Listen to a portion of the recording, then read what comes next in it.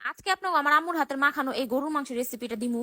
আর এই রান্নার গ্রেভিটা দেখলে কিন্তু বোঝা যাইতেছে যে রান্নাটা কতটা মজা হয়েছে। তো চলুন রেসিপিতে ফিরা যাই। এই গরুর মাংস রান্না করার লেগে মোস্ট ইম্পর্টেন্ট ইনগ্রিডিয়েন্টস হইলো আপনার এই গরুর মাংস। তো আমি এখানে গরুর মাংস নিয়ে নিলাম আর কি।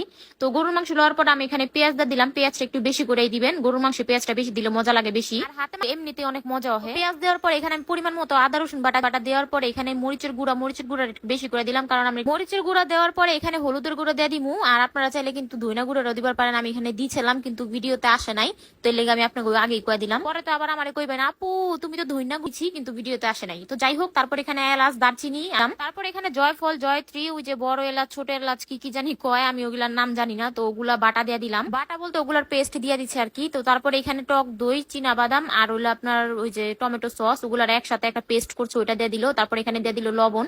আর এখানে কেউ দিতেছে না, আমি। তো যাই হোক, তারপর এখানে দিয়ে দিলাম হইলো আপনার ওই যে সোয়াবিন তেল, আর কি আমার আম্মু বইলা বইলা দিতেছিল, আমি ওইভাবে দিতেছিলাম। আর আজকে রান্নাটা কিন্তু আমরা রাইস কুকারে রান্না করবো গাইস। রাইস কুকারে বললে কিন্তু সেই মজা লাগে ভাই, আমার কাছে অনেক মজা লাগে।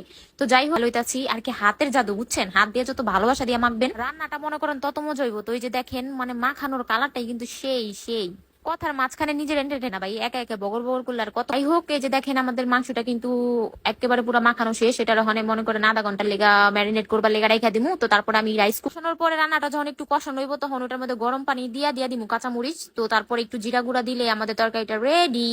আর এই তরকারির কালারটা কিন্তু এরকম হইব, একেবারে পুরো ফাটাফাটি একটা কালার। আর মাংসটা হইবে। আজকের এই ভিডিওটা এই পর্যন্তই ছিল। কার কাছে কেমন লাগলো অবশ্যই কমেন্ট করে জানাবেন। তো আজকের জন্য আল্লাহ হাফেজ।